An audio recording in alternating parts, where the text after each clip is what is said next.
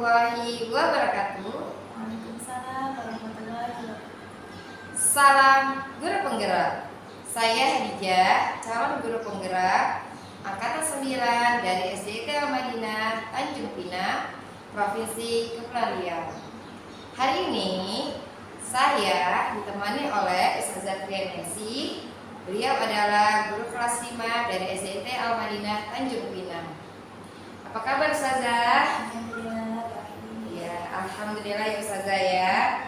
Ustazah, hari ini kita akan melaksanakan percakapan praobservasi ya Ustazah. Nanti saya akan mengamati proses pembelajaran di dalam kelas atau sebelum saya melakukan proses supervisi kelas.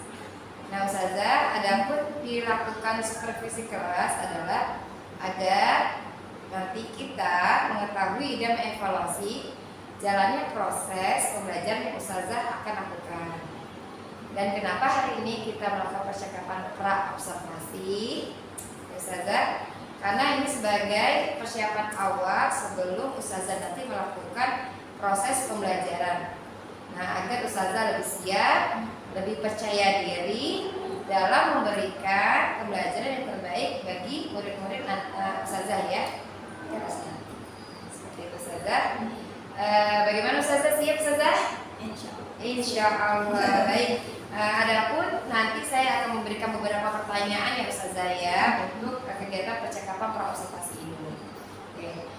Yang pertama mungkin berkaitan dengan tujuan ya Ustazah. Nah, kira-kira apa tujuan pembelajaran Ustazah yang ingin dicapai nanti ketika proses pembelajaran? Mungkin nanti pada proses pembelajaran, tujuan pembelajarannya adalah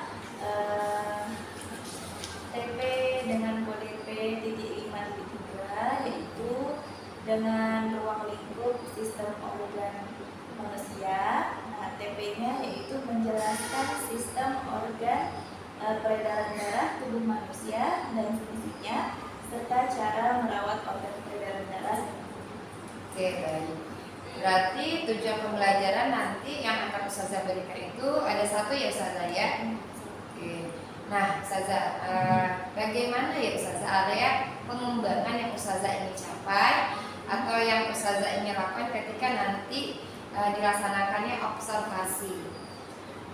Mungkin pada saat pembelajaran area pengembangan yang mau saya fokuskan yaitu mengembangkan kemampuan dalam memandu pembelajaran agar pembelajaran aktif, kolaboratif, dan menyenangkan bagi siswa. Lalu area pengembangan selanjutnya yaitu untuk mengembangkan kemampuan intelektual dengan cara yaitu menyampaikan materi secara jelas dan mudah dipahami oleh siswa. Jadi mungkin gambaran area pengembangan yang mau saya fokuskan itu adalah di aspek proses pembelajaran. Oke, berarti kalau tadi yang Ustazah sampaikan berarti ada dua hal yang akan dikembangkan ya Ustazah, yang ingin dicapai Ustazah ya. Yang pertama mungkin tentang penguasaan kelas ya Ustazah, bagaimana proses pembelajaran itu berlangsung dengan aktif, kolaboratif, dan menyenangkan ya Ustazah, benar ya Ustazah ya. Yang kedua mengenai aspek intelektual atau materi Ustazah ya. Oke, berarti ada dua hal aspek pengembangan area pengembangannya Ustazah ya. Oke, nah pertanyaan selanjutnya bagaimana ya Ustazah rancangan pembelajaran yang ingin diterapkan di dalam kelas dari segi pembelajaran, apa model pembelajaran, dan metode pembelajarannya? Oke. Mungkin dari strategi ya Ustazah. Kalau dari strategi yang pertama mungkin yang saya siapkan yaitu saya membuat perangkat pembelajaran dengan lengkap mulai dari kalender akademik, minggu efektif, lalu TP, lalu ATP, baru ke program dosen itu saya siapkan supaya nanti pembelajaran terarah dari segi alokasi waktunya. Lalu yang kedua itu saya membuat beberapa alternatif media pembelajaran tentunya nanti untuk belajar, karena ya kita tahu anak-anak kita itu punya tip media yang mungkin lebih dari satu. Lalu saya juga rencananya mau membuat pembelajaran di mana anak-anak tersebut berkelompok. Jadi nanti akan ada kelompok diskusi dalam pembelajaran, dan akan saya siapkan juga lembar kerja siswa atau lembar kerja peserta didik KPD untuk materi yang nanti sudah saya bahas. Gitu. Itu dari strateginya ya, Ustazah. Lalu selanjutnya mungkin dari model, saya mengambil model discovery learning. Nah, kita tahu discovery learning itu adalah model pembelajaran di mana berbasis anak-anak itu lebih aktif daripada gurunya ya. Karena discovery itu kan artinya mencari tahu, berarti nanti anak-anak berperan aktif dalam mencari, menggali informasi sebanyak-banyaknya tentang materi atau topik yang saya angkat gitu. Nah, tentu saja nanti saya fasilitasi dengan beberapa sumber dan media pembelajaran untuk mereka. Nah, untuk metodenya mungkin bermacam-macam ya Ustazah. Mungkin diawali dengan penjelasan singkat dulu dari saya, lalu nanti baru saya minta mereka untuk duduk dalam kelompok, menyimak materi, mencari tahu, membaca sendiri gitu ya, lalu berdiskusi nanti dalam mengerjakan LKPD. Jadi metodenya mungkin ada ceramah, ada tanya jawab, lalu nanti juga ada diskusi, dan ada nanti presentasi dari masing-masing kelompok. Mungkin dari saya itu sih untuk rancangan pembelajaran nanti. Oke, berarti tadi saya sudah menyampaikan bahwa strateginya itu diawali dengan membuat perangkat pembelajaran yang lengkap ya Ustazah ya.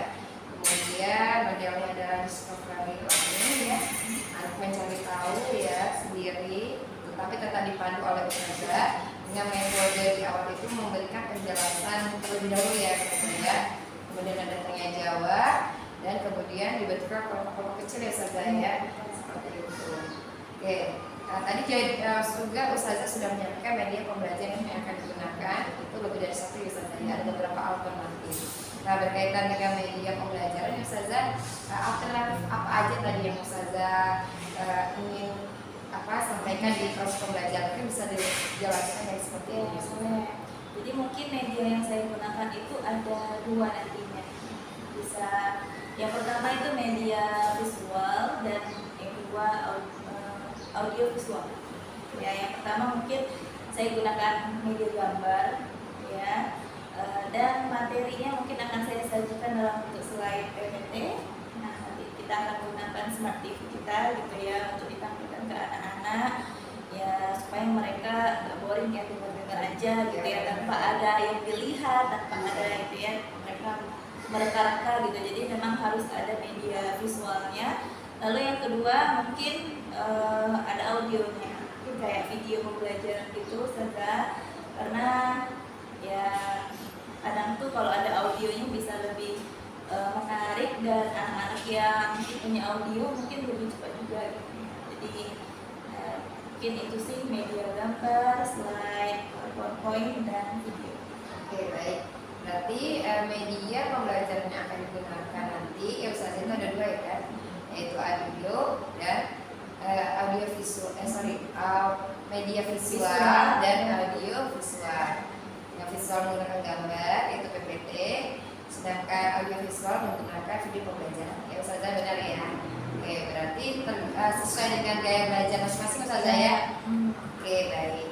Nah Ustazah, nih tadi Ustazah sudah menjelaskan cara pembelajaran, tujuan pembelajaran, dan area pengembangan yang akan nanti Ustazah berikan di proses pembelajaran ya, ketika dilakukan supervisi kelas. Nah, kira-kira ya Ustazah, kapan ya Ustazah bisa melakukan proses pembelajaran tadi ya, di tanggal apa dan hari apa? Kemungkinan saya akan melaksanakan pembelajaran tersebut itu di hari Rabu, karena jadwalnya saya mengajar itu di hari Rabu, tanggal 22 November 2023. Insyaallah. Berarti di tanggal 22 dan di hari Rabu ya Ustazah. Oke. Nah Ustazah, tadi sudah saya sampaikan beberapa pertanyaan yang saya suarakan, dan Ustazah juga sudah menjawabnya ya, sebagai awal observasi atau percakapan pra observasi. Nah, dari hal-hal yang kita obrolin ya Ustazah ya, apa yang Ustazah dapatkan dari hasil percakapan kita hari ini Ustazah? Kalau saya sih setelah ditanya-tanya dengan beberapa pertanyaan itu mungkin gambaran untuk apa yang mau saya lakukan di proses pembelajaran nanti itu terlihat lebih jelas ya di kepala saya. Jadi itu sudah ada rencana pembelajarannya dari mulai strategi, model, dan juga media yang mau saya gunakan nantinya. Tentunya itu akan membuat saya lebih siap dalam mempersiapkan pembelajaran besok di hari Rabu. Ya, baik Ustazah. Terima kasih Ustazah ya. Kita jumpa lagi di tanggal 22 hari Rabu di kegiatan observasi atau supervisi kelas. Oke, Ustazah.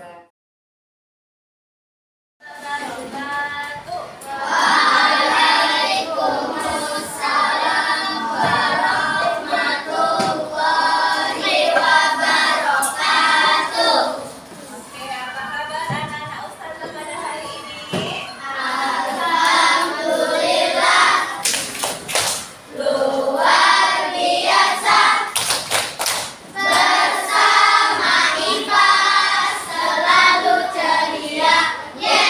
Oke, sebelum kita belajar kita berdoa. Ya, sama-sama seperti biasa ya. 1, 2, 3.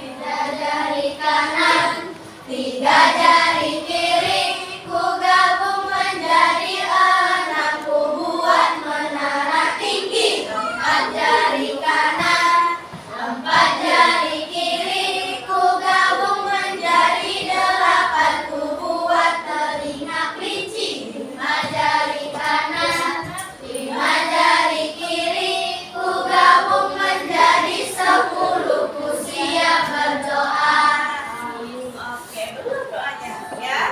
Oke, sikap berdoa.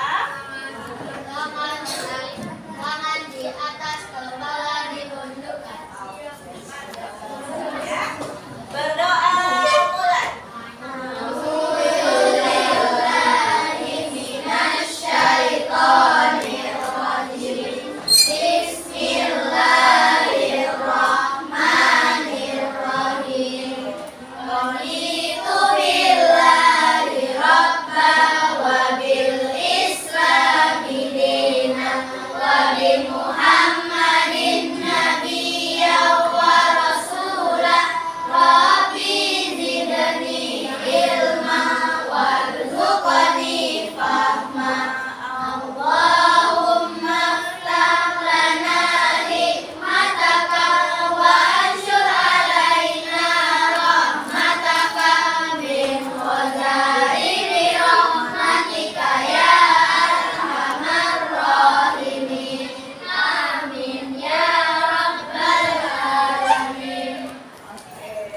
Alhamdulillah ya, anak Ustazah, hari ini kita bertemu kembali ya. Nah, hari ini kita lanjutkan belajar IPAS ya, karena bahasa Indonesianya kan udah mau selesai materinya ya. Jadi kita ganti IPAS karena IPAS materinya masih banyak ya, masih ada. Jadi ya kita gunakan waktu seefisien mungkin ya untuk bisa menyelesaikan materi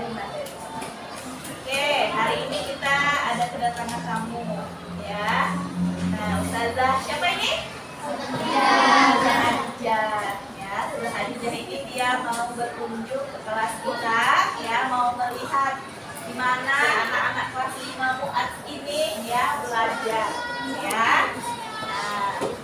Nah, hari ini kita lanjutkan. Ini sebenarnya materi terakhir ya untuk bab 3, ya, sistem organ manusia. Oke, kemarin ya hari Senin Ustazah ya kita sama-sama ya sudah membahas tentang apa? Siapa yang masih ingat? Peredaran darah. Oke, mekanisme peredaran darah. Kemarin Ustazah sudah gambarkan bagaimana proses ya mekanisme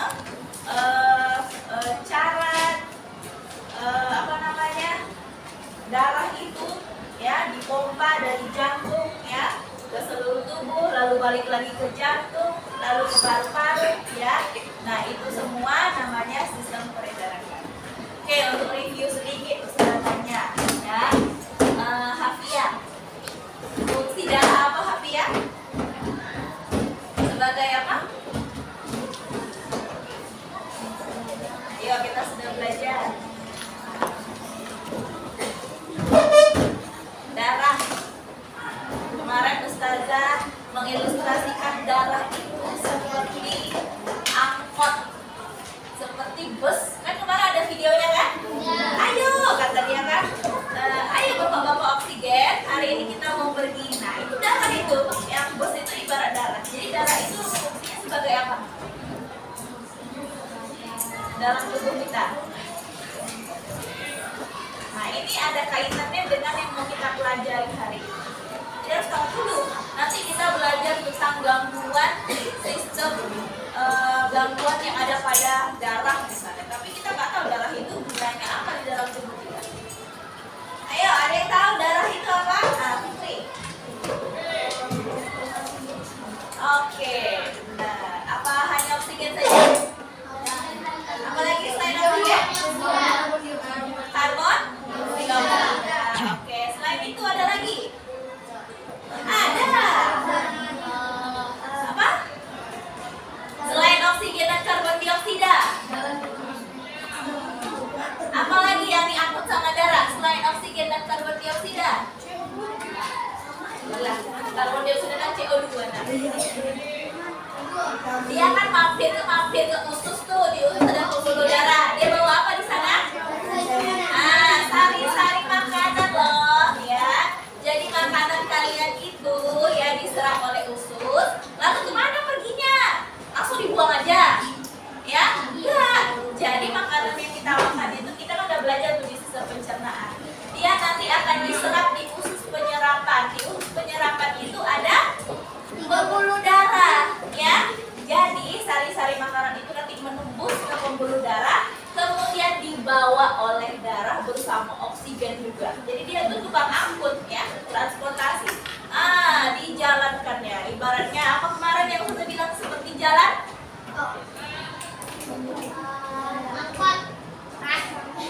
Apa yang seperti jalan di dalam tubuh kita? Kan kalau darah itu angkut ya. Apa? Pembuluh darah. Jadi darah itu kayak bus angkot yang membawa banyak muatan. Muatannya apa?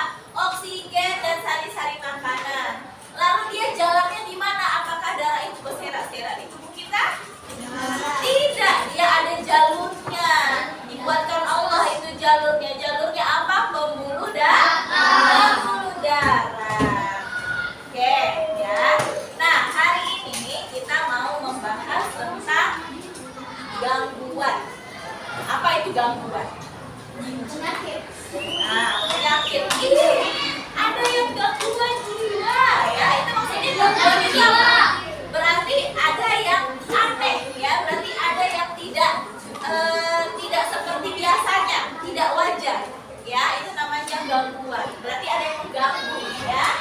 Nah, jadi sistem peredaran darah sama kayak sistem pernafasan, sama sistem pencernaan itu akan bisa mengalami gangguan, ya, gangguan atau penyakit. Benar kata Hafia, penyakit, ya. Oke, coba deh sekarang kita tanya dulu, penyakit apa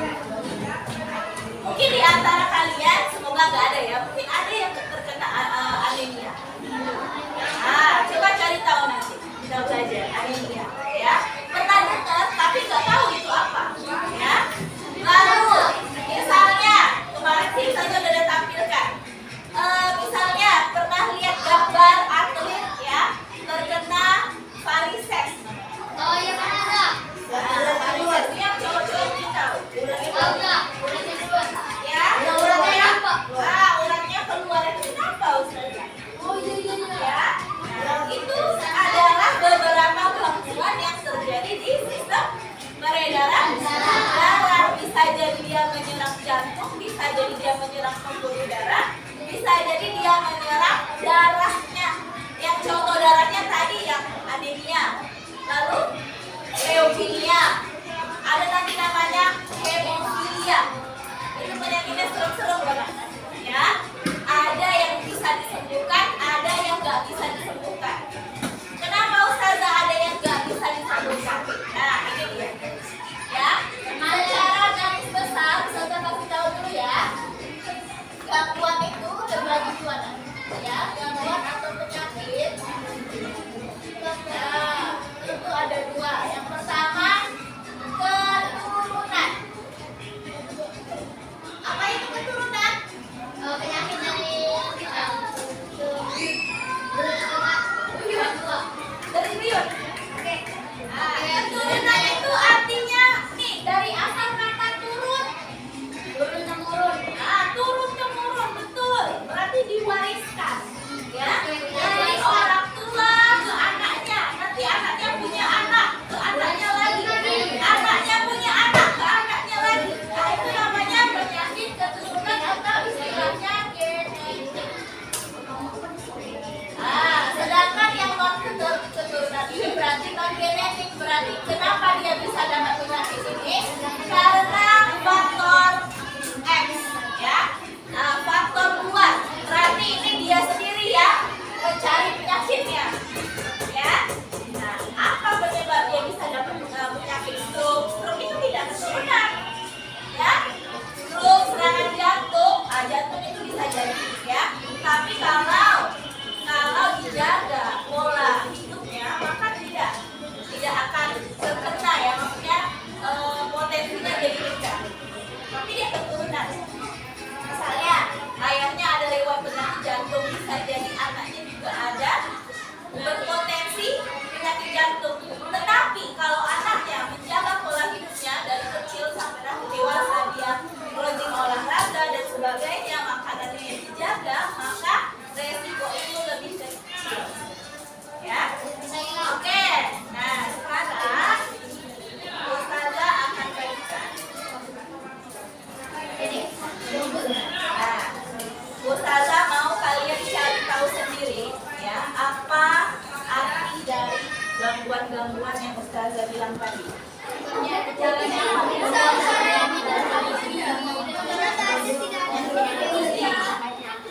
Gejala demam berdarah itu biasanya panas tinggi, naik turun, ya. Lalu apa lagi? Muntah-muntah, ya. Nah, yang ketiga misalnya ini, liquid bercak merah. Nah, itu dia. Dari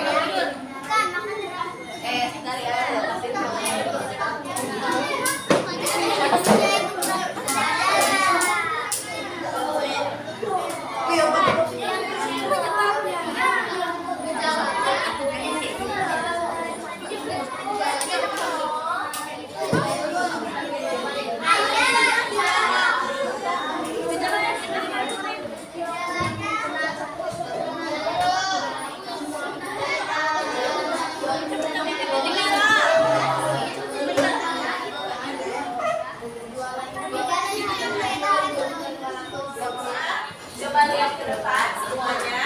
Nah, di sini Ustazah, ya, kita kalian mengumpulkan informasi lagi dengan cara apa?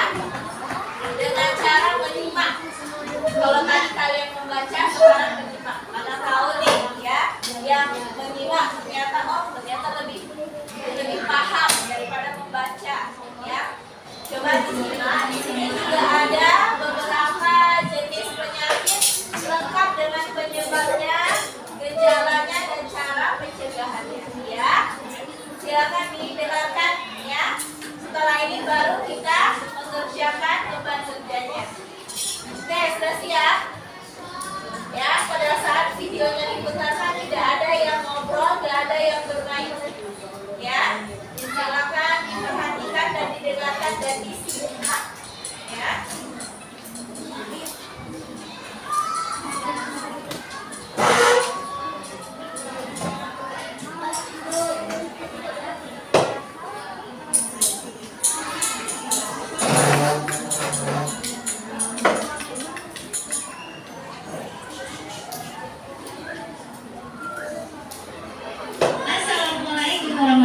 wabarakatuh. Tabiun, semangat pagi. Pernahkah kalian mendengar seseorang yang terkena serangan jantung atau penyakit stroke? Serangan jantung dan penyakit stroke adalah peristiwa yang terjadi karena adanya gangguan pada sistem peredaran darah. Apakah ada gangguan lain yang terjadi pada sistem peredaran darah? Bagaimana cara mencegah dan mengatasi gangguan tersebut? Pada video kali ini kita akan mempelajari gangguan atau kelainan pada sistem peredaran darah dan upaya untuk mencegah serta menanggulanginya. Materi ini dipelajari di bab 6 Sistem Peredaran Darah Manusia kelas 8 semester 1. Oke, ya. Materinya materi SMP, nanti di SMP belajar lagi ya. Langsung saja kita bahas apa saja gangguan atau kelainan pada sistem peredaran darah dan bagaimana upaya untuk mencegah serta menanggulanginya. Yang pertama, penyakit jantung koroner. Penyakit jantung koroner merupakan salah satu penyakit utama terjadinya kematian, baik di negara maju maupun di negara berkembang. Lalu, apa penyebab terjadinya penyakit jantung koroner? Penyakit jantung koroner terjadi jika arteri koronaria tidak dapat menyuplai darah yang cukup ke outlet jantung. Arteri koronaria merupakan pembuluh darah yang menyuplai nutrisi dan oksigen ke otot jantung. Kondisi ini dapat terjadi karena arteri koronaria tersumbat oleh lemak atau kolesterol. Penyebabnya adalah Jika otot jantung tidak mendapatkan nutrisi dan oksigen, maka jantung tidak dapat berkontraksi, sehingga jantung tidak dapat berdenyut. Gejala dari penyakit jantung koroner antara lain dada terasa sakit, sakit pada bagian tangan dan punggung, napas pendek, dan sakit kepala.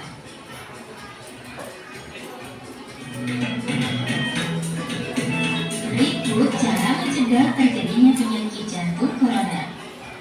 Yang pertama, melakukan olahraga dan istirahat yang teratur. Mencegah kesehatan jantung dapat dilakukan dengan berolahraga secara teratur. Berolahraga tidak harus berat, yang terpenting adalah teratur. Kita dapat melakukan olahraga ringan seperti berlari kecil ataupun hanya berjalan. Apabila kita ingin melakukan olahraga yang berat, misalnya bulu tangkis, basket, sepak bola, dan olahraga lainnya, maka sebaiknya diawali dengan melakukan pemanasan. Pemanasan membuat kecepatan denyut jantung bertambah secara bertahap. Selain berolahraga dengan teratur, untuk menjaga kesehatan jantung diperlukan istirahat yang teratur. Istirahat dapat dilakukan dengan duduk santai ataupun tidur. Saat ini banyak orang begadang di malam hari, padahal begadang tidak baik bagi kesehatan.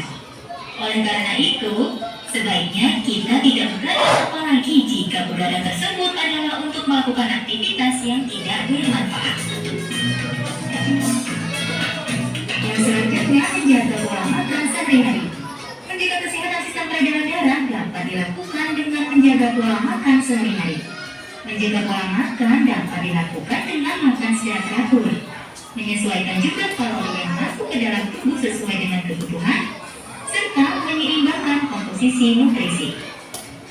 Untuk menjaga kesehatan jantung, sebaiknya banyak mengkonsumsi sayuran, buah-buahan, biji-bijian, serta makanan dasar lainnya. Sebaiknya juga kurangi mengkonsumsi daging, makanan camilan, dan makanan yang banyak mengandung lemak atau kolesterol. Jenis makanan tersebut dapat meningkatkan jumlah kolesterol pada darah. Cara yang ketiga yaitu menghindari minuman beralkohol. Tentu kita sudah sering mendengar bahaya mengonsumsi minuman beralkohol ya. Minuman beralkohol dapat memicu terjadinya gangguan pada sistem peredaran darah. Semakin banyak mengonsumsi alkohol, maka resiko terjadinya penyakit jantung semakin tinggi. Oleh karena itu, hindari minuman beralkohol agar tidak terserang penyakit jantung. Cara yang keempat, menghentikan kebiasaan merokok. Pada seseorang yang merokok, asap rokok akan merusak dinding pembuluh darah. Kemudian, nikotin yang terkandung dalam asap rokok akan merangsang hormon adrenalin yang akibatnya akan mengubah metabolisme lemak. Hormon adrenalin akan memicu kerja jantung. elastisitas pembuluh darah berkurang, sehingga meningkatkan pemerasan pembuluh darah arteri dan meningkatkan faktor pembekuan darah yang memicu penyakit jantung dan stroke. Perokok mempunyai peluang terkena stroke dan jantung koroner sekitar 2 kali lipat lebih tinggi dibandingkan dengan bukan perokok. Oleh karena itu, jangan meremehkan keberadaan asap rokok, karena asap rokok dapat menyebabkan penyakit jantung koroner dan gangguan pada pembuluh darah. Cara yang kelima, menghindari stres berlebih. Menghindari stres yang berlebihan termasuk cara mencegah penyakit jantung. Stres berlebih dapat menyebabkan naiknya tekanan darah dan meningkatkan denyut jantung. Kondisi ini akan menyebabkan kerusakan di pembuluh darah. Oleh karena itu, hindarkan diri dari stres.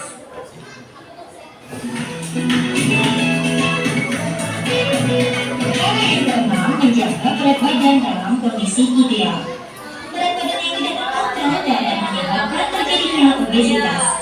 Obesitas dapat meningkatkan risiko terkena serangan stroke sebesar 15%. Obesitas dapat menyebabkan terjadinya hipertensi dan penyakit jantung. Gangguan keempat yang kedua adalah stroke. Stroke merupakan sebuah penyakit yang terjadi karena kematian pada jaringan di otak yang disebabkan karena kurangnya asupan oksigen di otak. Hal ini terjadi karena pembuluh darah di otak tersumbat oleh lemak atau kolesterol, ataupun salah satu pembuluh darah di otak pecah. Bagaimana cara menghindarinya? Karena penyebab penyakit stroke sama dengan penyebab penyakit jantung, maka usaha yang dapat kita lakukan untuk mengurangi resiko terkena stroke sama dengan usaha yang dapat.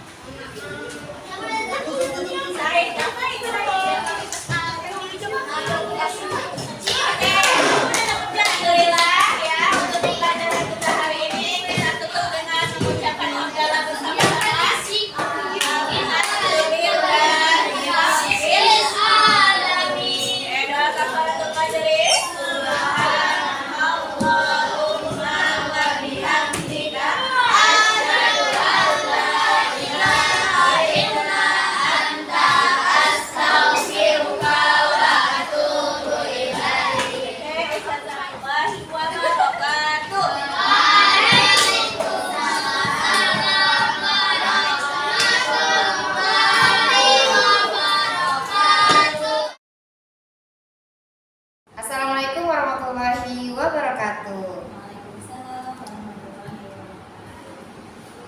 Berjumpa kembali di percakapan pasca observasi bersama saya Hadijah, calon guru penggerak angkatan 9 dari SDIT Al-Madinah Tanjung Pinang.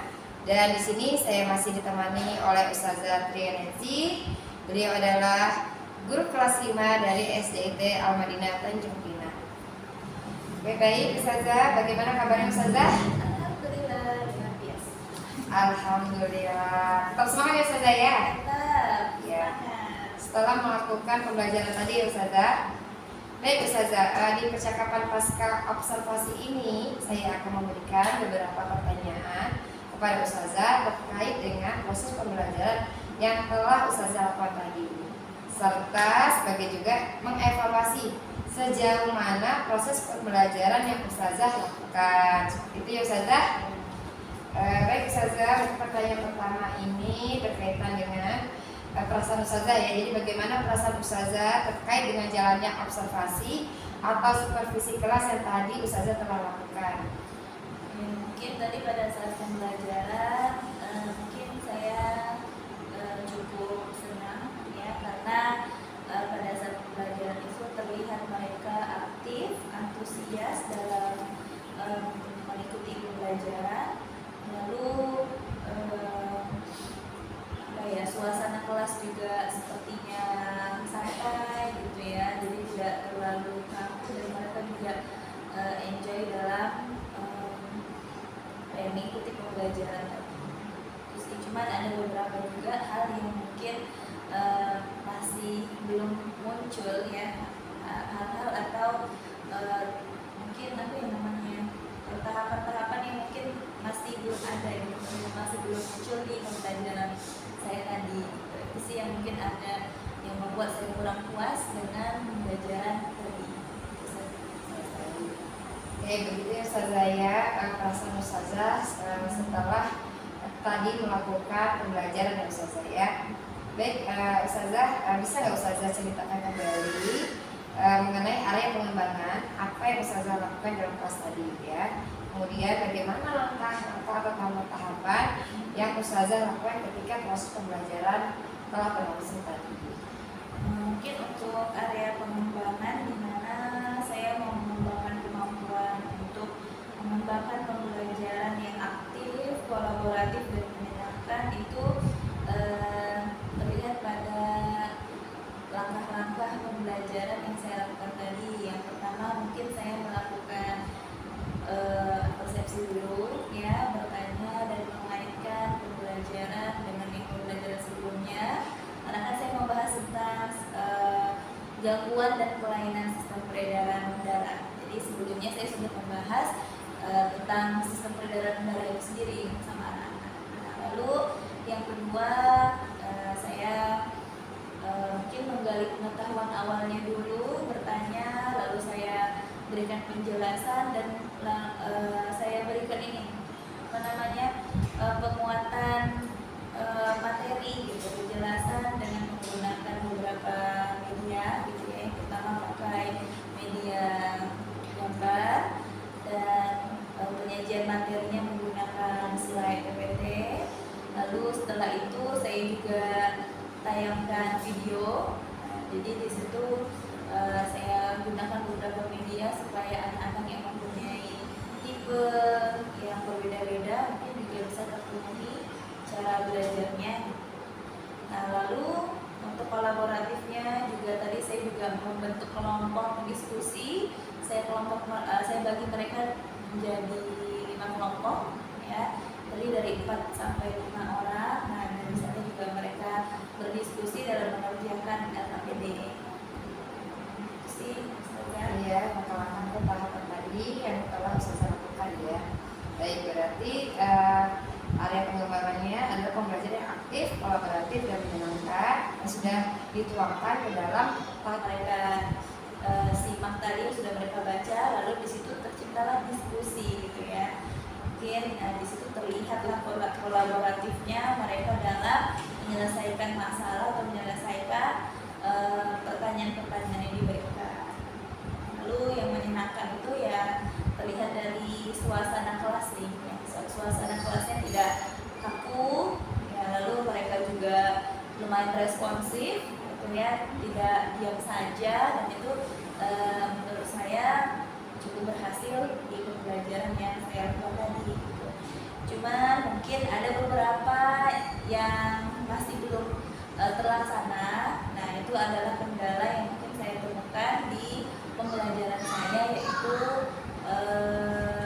mungkin tadi belum sempat untuk presentasi tadi ya, karena itu juga masuk dalam salah satu tahapan model pembelajaran saya di discovery learning. Jadi itu ada penyampaian atau presentasi hasil diskusi mereka. Nah, itu belum sempat tadi karena memang kendalanya adalah kekurangan waktu, karena tadi sudah langsung jam istirahat, maka harus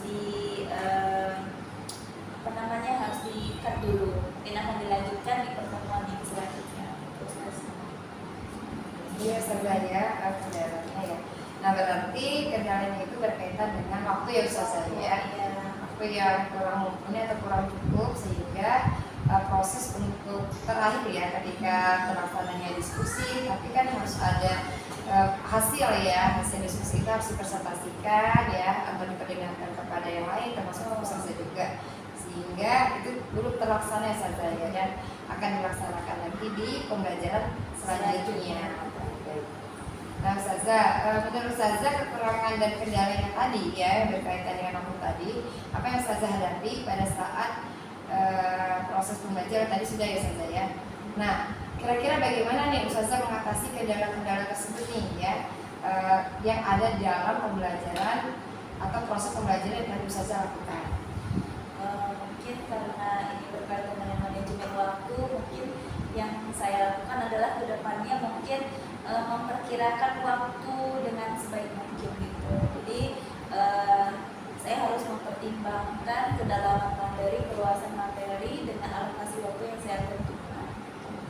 Mungkin awalnya saya kira cukup ya Ustazah, ternyata karena ada proses diskusi dan di diskusi itu juga mungkin harapan kita mereka cepet gitu kerjanya ya, ternyata banyak faktor gitu ya, entah mungkin mereka nulisnya lama atau bagaimana, sehingga itu juga memakan waktu yang cukup lama. Lalu pada saat pembelajaran tadi itu juga saya menayangkan video. Nah, video itu saya rasa juga agak durasinya cukup lama, memakan waktu, sehingga mungkin waktunya masih bisa digunakan untuk diskusi dan presentasi. Akhirnya itu juga memakan untuk video. Mungkin untuk selanjutnya, pada saat saya memilih video pembelajaran, saya juga harus selektif gitu ya, melihat video, atau saya cut gitu ya bagian-bagian yang penting dari video tersebut gitu, supaya tidak terlalu memakan waktu. Itu sih mungkin yang saya lakukan. Oke, berarti untuk solusinya ya Ustazah ya, yang akan Ustazah lakukan itu mungkin memanajemenkan waktu ya, seperti itu. Karena saya lihat tadi kan diskusinya tuh menyenangkan ya gitu kan, dengan diskusi yang menyenangkan, banyak anak yang responsif gitu kan, jadi mungkin itu terlewat gitu ya dengan durasi waktu mungkin Ustazah sudah alokasikan untuk presentasi, dan kemudian videonya juga ya tadi Ustazah katakan yang terlalu panjang gitu kan, mungkin bisa di-cut seperti itu ya Ustazah ya, karena kalau menurut saya memilih video pembelajaran itu agak sulit ya Ustazah ya gitu. Kadang kita merasa itu tuh semuanya penting gitu. Iya benar sekali, iya. Oke. Nah Ustazah, tadi kan Ustazah sudah mengatakan solusi atau langkah-langkah agar kendala-kendala yang mungkin tadi ada dalam proses pembelajaran Ustazah itu tidak terulang kembali ya di hadapannya seperti itu ya, ke depannya seperti itu. Nah, kira-kira nih kapan Ustazah bisa melakukan perubahan tersebut ya dengan rencana yang Ustazah sampaikan tadi? Mungkin karena ini juga waktunya sudah akhir semester kan Ustazah. Jadi ya bisa saja sih, saya sih harapan saya sih di pembelajaran selanjutnya gitu saya sudah mulai bisa memanage waktu gitu. Cuman untuk perubahan itu emang kan harus dari kita mengalokasikan waktu di kota, itu kan sudah harus terlihat gitu ya. Jadi mungkin di semester depan saya benar-benar akan lebih jeli lagi dalam menentukan alokasi waktu per TP-nya gitu ya, supaya nanti tidak terjadi lagi mungkin pada saat pembelajaran banyak tahapan yang terlewatkan gitu. Terus ini mungkin di semester depan. Karena sekarang sudah di penghujung semester ya Ustazah ya. Materi terakhir juga di semester ini. Oke, baik Ustazah, terima kasih Ustazah. Semoga rencana perubahan yang tadi Ustazah sampaikan kepada saya itu bisa diimplementasikan, terrealisasikan seperti itu. Sukses ya Ustazah ya dalam pembelajaran yang berikutnya. Oke Ustazah, demikianlah percakapan pasca observasi kita. Terima kasih. Salam guru penggerak. Wassalamualaikum warahmatullahi wabarakatuh.